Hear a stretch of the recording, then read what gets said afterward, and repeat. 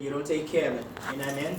That may cause, sometimes you may have to go home and elevate your feet, recirculation. Sometimes you have to take an ice bath. Sometimes it means massage therapy, like she says. You know, massaging the foot or the muscles of a particular area. Sometimes it means extra stretching, warm bath. Sometimes it may mean even getting some type of rub or medication. But you don't want to get to the place where you become dependent on medication. Medication and therapies all the time. That's where self-care and rest is very important. Going back to this, sleep. Rest is very important. If you feel the body getting stress and injury, you gotta rest that injury. You gotta allow it time to heal. Okay? Yes, sir. I wanted to say, is it possible to go to doctors and stuff like that? So they would be able to tell you like say you need a specific type sole in the shoe and stuff like Definitely. that. Yeah? Yes. You can go to an orthopedic doctor. You know, you have to have a foot specialist around here. If you go to it, they'll put your foot on the chart, they'll show you exactly the type of foot you have. You have a pronator foot, a supinator foot. Sometimes people's feet twist to the side a little bit, and sometimes it's just biological. Sometimes it's because of a vas entry, and sometimes it's just the way how your foot grows. But my whole thing is that you need to know that. And knowing is half the battle. And if you don't know what's going on with you, then you can't address it. Okay? In the front here. Yes? So, I've been doing volleyball for at least around a month. Right? Before that, I never used to exercise. I used to just stay in my bed and sleep. Now, my coach, he is pushing you to work 100 of this, 50 lunges, that is hurt. So, when you say 2 laps back and forth, my leg feel heavy. I just be trying to, do some stretches, put weight on it, but it still don't do. Well, that's because of conditioning. Repetition. Remember, it may seem difficult at times, when you first start off. But remember, the more you do it, the easier it should become, because you should be getting more and more condition. Now again, that depends on how much effort you put in it, because you go to practice every day, and if you're not putting 100% into it, the body's not going to improve. Every time you practice, whatever sport it is or whatever exercise it is, you're going to put your everything into it. And every time if you put your everything into it this week and you get that far, cool. Next week, you put your everything into it, you shouldn't be getting that far, you should get a little further. A little further, we get a little further. So back then when you was getting tired, you all the way up here now and you're not getting as much time, because every week, every practice, you putting 100% into it. The body is a machine.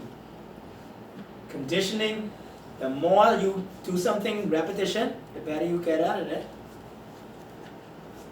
The more you play a particular sport, the more you practice a piano, the more you sing, the more you do anything, repetition, the body begins to learn it, and the body goes into almost like an automatic cruise control mode where, hey, it's just like change now. I used to do this every day, it's like nothing. As almost like it becomes habitual, something you habitually do.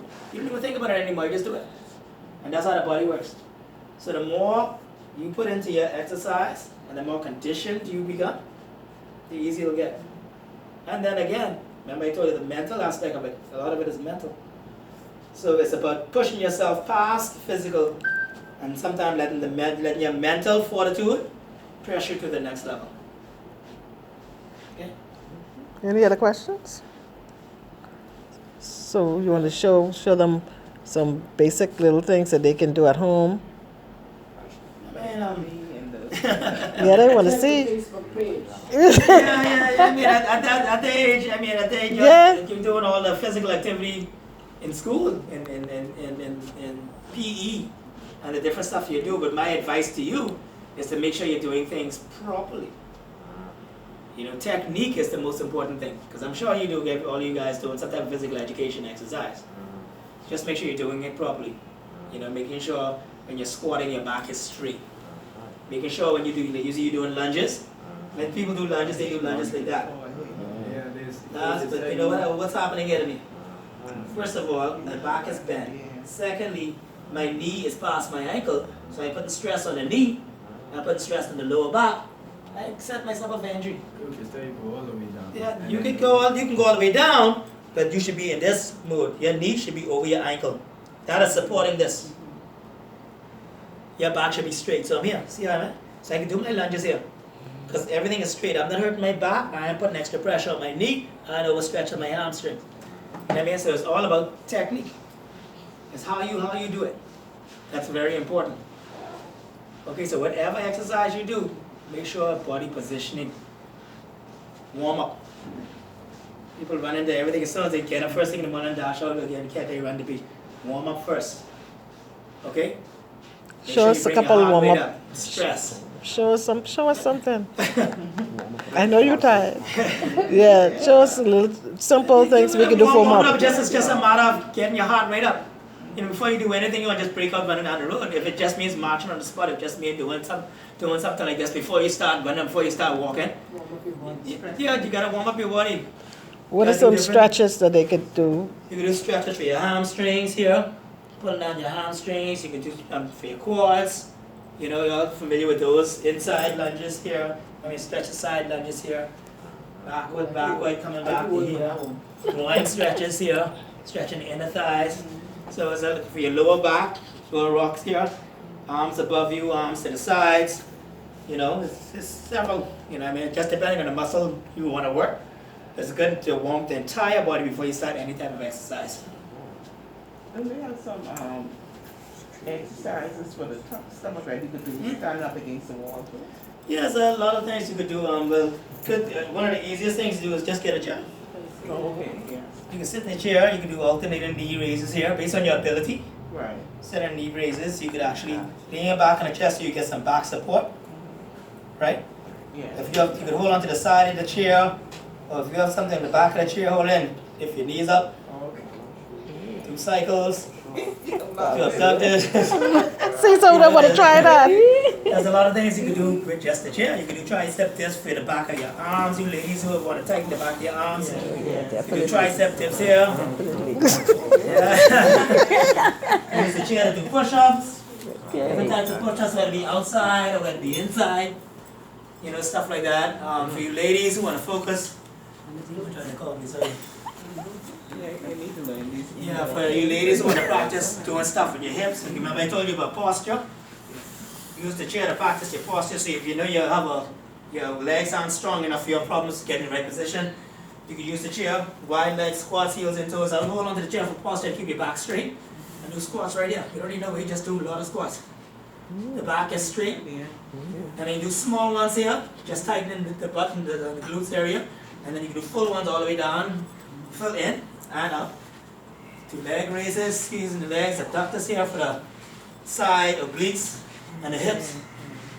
Leg raises in. A lot of people, when they do this, you see people doing this, and all they're doing is this. That's what it's done. Yeah. And that's helping rotating the hips and the ball joints here. So that's for range of motion, but that's not working the glute muscle. To work the glute muscle, you gotta lift the entire leg. The entire leg has to come up. You do hurdles up and around. So it's not only about tightening the muscle, it's about stretching the muscle and increasing your range of motion, because for any muscle development, if you're not taking it through the full range of motion, then you're not getting the 100% of the exercise. So what about some of these guys who may can't really afford to be going to the gym every day, but they want to build up some muscles and they want to do some stuff? Give them some ideas. I know things that they could In terms use. of building, you need weight for building. Yeah, but I mean, like but water bottles and. Yeah, I mean, to the get only thing started. you basically do if you're near the park, getting on the park, and of course you guys know chin-ups.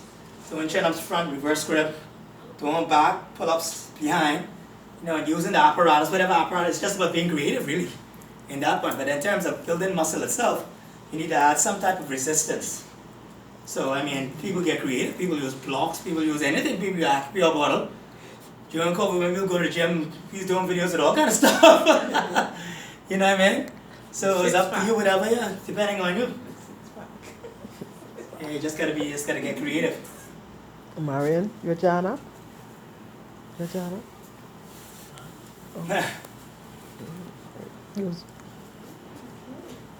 Oh yeah, question. So like at home and stuff like that, is there any exercise like your what do you call it, like your lats or something? Last year, again, the easiest thing to do at home for last is you're gonna need something to hang on to. You know, some type of rod, or if you got a strong enough clothesline, but To build the lats, the easiest way is doing pull-ups, pull downs if you have something to pull down on or something to pull yourself up on.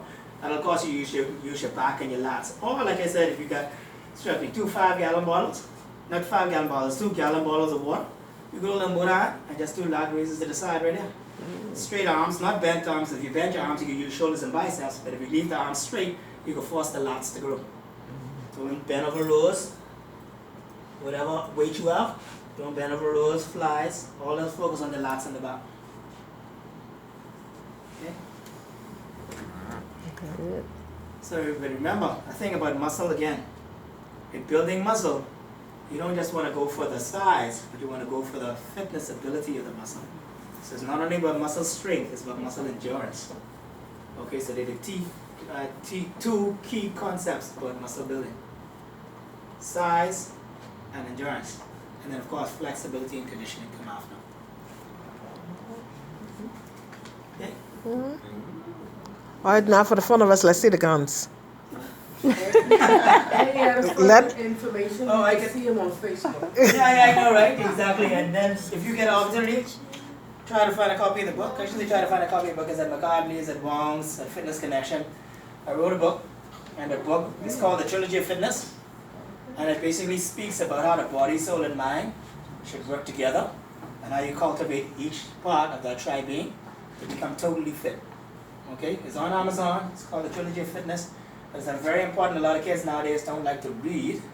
You're looking for audio books and stuff like that. But the beautiful thing about going back to traditional reading is that it really gives you an opportunity to focus a little bit more, and it takes you to a different place where you can really absorb what you're taking in. This will give you scriptures, this will give you exercise techniques, and it will focus on particular subject matters that are very relevant to us all, no matter of your age. Okay? Thank you so much.